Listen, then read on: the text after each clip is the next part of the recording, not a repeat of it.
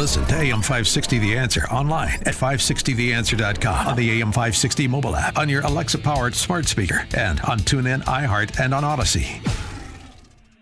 If you're looking for the latest news, insight into what it means, and the sharpest opinion, there's only one station in Chicago where you can turn, and it's this one. We're AM 560, The Answer.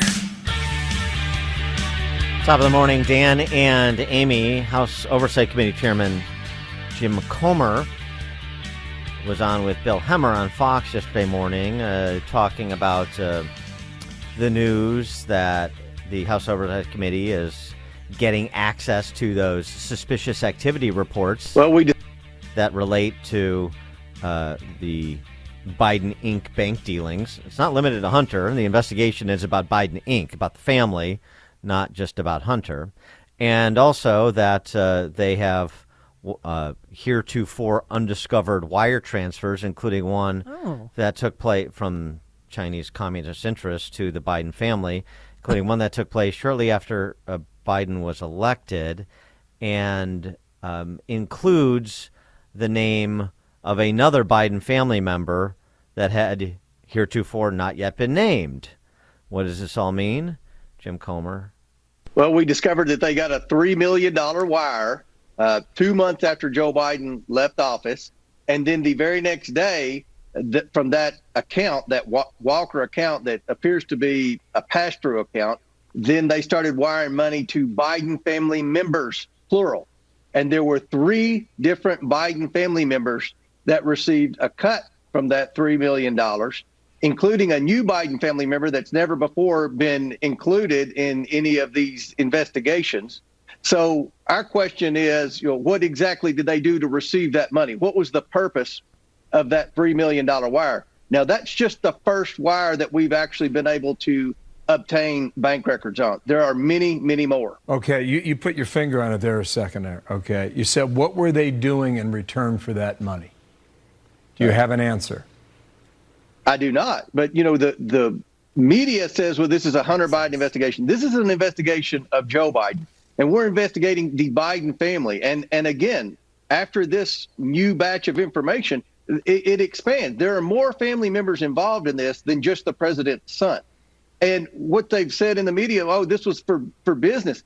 We can't identify any business. It appears it went into their personal accounts. So if China's investing with the Bidens in a business, we can't find any business. They don't manufacture anything. They don't sell anything. They don't own any real estate. We don't know what the business is. My theory is it's influence peddling. And if so, then that's wrong. That's what we call a foreign agent. There are rules with who could be foreign agents, and you have to be registered to be foreign agent. So, the question is, what were the Bidens doing to receive these massive amounts of money from China? Now, we have the first wire, and we've traced it from China to the Biden family members. We have many more to obtain. Mm-hmm. And he would not name the heretofore unnamed Biden family member at this point. Hemmer got a bit frustrated with him saying, it's been 5 years and what do you got? Well, that's true, and I understand the frustration. But by the same token, it's only been a few months since the House Republicans have taken control and have a bit of a new attitude than they did previously about Biden Inc. with all that's been reported and what happened in advance of the 2020 election.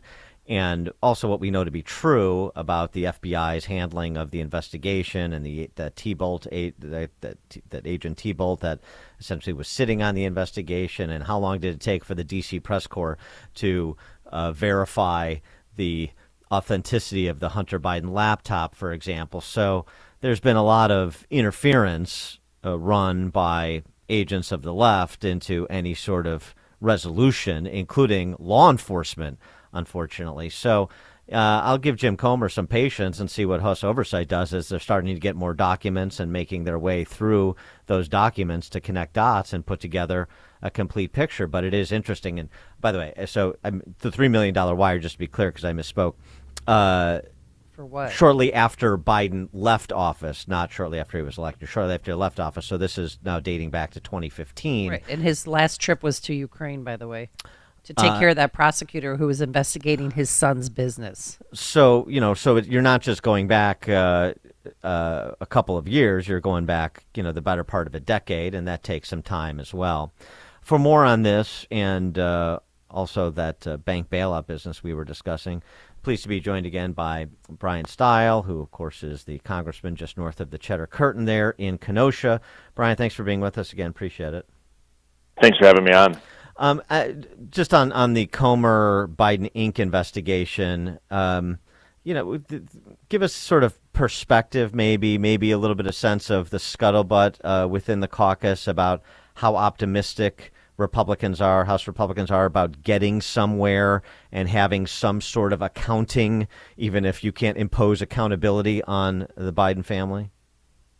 Well, we need accountability for our entire federal government, and this is what happened under one-party Democratic control, is that we had no accountability, and that's across a whole host of areas. Jim Comer is actually trying to get the facts and allow justice to follow the facts. And so folks over at the Oversight Committee led by Chairman Comer are actually just trying to get the facts and then allow justice to follow the facts.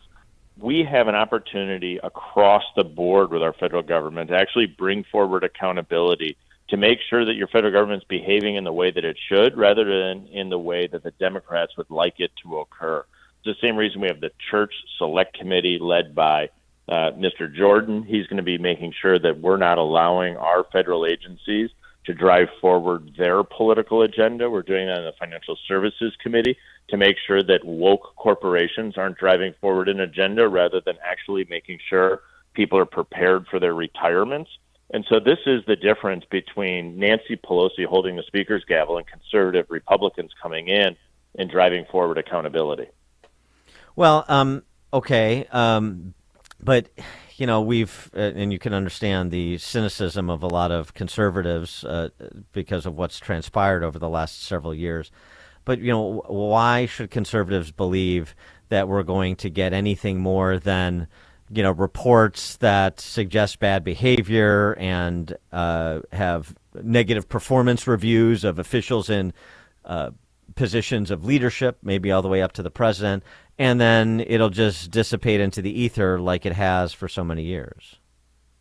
Well, there's no doubt that that's going to always remain a concern, but I can give you an example, something that's off the front page, maybe on the back page. I held a hearing on the committee that I chair, the House Committee on Administration. We held a hearing on the architect of the Capitol. We highlighted exactly how he abused his position, and within 2 days, President Biden fired him, which is an appointment from the president. And so that's a back page story in some ways, but it shows you that we're having real impact. And then we're looking for the big questions, which is where we get the most attention, which is the work that Jim Comer is doing and Jim Jordan is doing. I wanted to switch gears, talk about the bank bailouts, and that's what they are, bailouts. Let's call them what they are. Speaker McCarthy tweeted yesterday, Biden's reckless spending caused record inflation and rapid interest rate hikes that broke family budgets and banks, too. We must restore fiscal sanity. Okay, but what is the position on bailing out Silicon Valley Bank, bailing out Signature Bank of New York in terms of clients that had more than 250,000 unsecured deposits, essentially, because this is a taxpayer bailout of these banks. And is the House Republican Caucus, are you ready to say what Ken Griffin said, which is Main Street America shouldn't be bailing out wealthy venture capitalists in Silicon Valley? So the Federal Reserve stepped in under the authority that they probably do have, declared that these were systemic risks, and stepped in and engaged and protected the depositors, as you just noted. There's going to need to be an after-action report. We're going to need to call before us the Federal Reserve to understand why they behaved in the manner that they did. And was it actually necessary to prevent this from being a contagion into other financial institutions across the country? But you're asking me exactly the right question, which is, did the Federal Reserve make the right decision, or is the Federal Reserve need to be held accountable for their decision-making process? Because you're right, at the end of the day, all people who use the financial system, all Americans, are ultimately going to pay for the fact that a special assessment is going to be used to cover the deposits of these individuals. Well, it's even more than that, and it's even more than that, and this is where when Biden is lying, or he just doesn't even understand any of this. I don't know which, but it's the same destination. I mean, Peter Conti Brown, who's a professor at Wharton, talked about the $25 billion Fed lending program. That program commits the Treasury Department to backstopping with public funds banks that don't repay their loans. As Professor Conti Brown said, the Treasury has put itself in a first loss position with money appropriated by the Congress. That's taxpayer money. Don't tell me this isn't a taxpayer bailout of these banks. In many ways, that's accurate, where the federal government is now on the hook. The question here, I think, becomes twofold. One is, did the Federal Reserve have the statutory authority to do what they did without congressional approval? At first blush, it appears that they did. Then the question becomes, did they behave in the best course of action? Because you're correct, ultimately, federal tax dollars are on the line in this situation. The question then becomes, did the Federal Reserve act in a manner where this is the best of bad options presented in front of them? There was no good option. They're all bad options.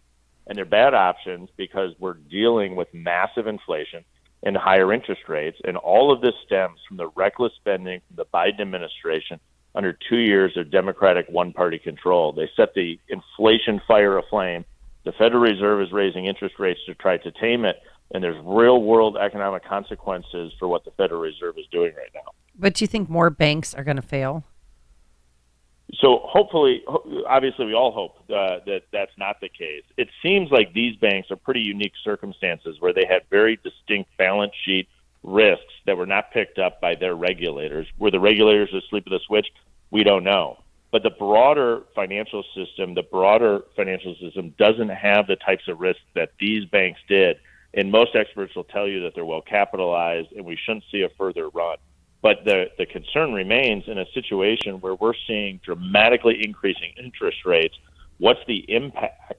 what's the impact that that's going to have in other areas of our economy? And we're still going to continue to struggle until we get inflation under control, which is why we need to dramatically change course on policies in Washington from inflationary policies of the Biden administration to pro-growth policies to bring costs down so American families aren't footing the bill.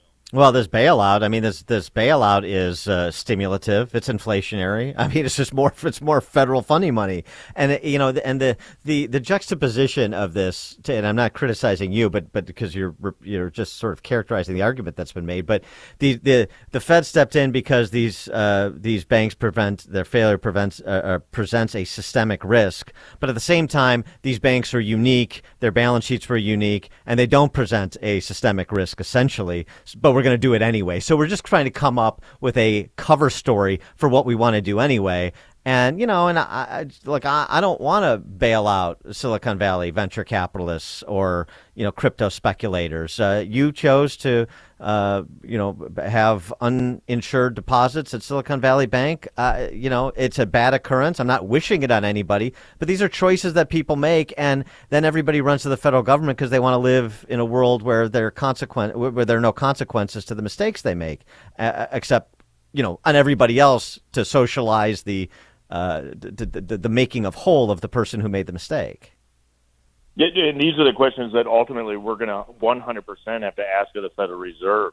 One, do they have the power? But two, should they have the power to make these decisions on behalf of the federal government, or should your elected officials be in a position to actually be held accountable? And we have far too little accountability in Washington, D.C. I look forward to the hearings where we're going to have a chance to actually ask the Federal Reserve why they did what they did. And then take a look. Should the Federal Reserve have this level of authority that they're using in the first place? I think that's the right question to ask. He is Congressman Bryan Steil, rep for Wisconsin's 1st District, right across the border there in Kenosha.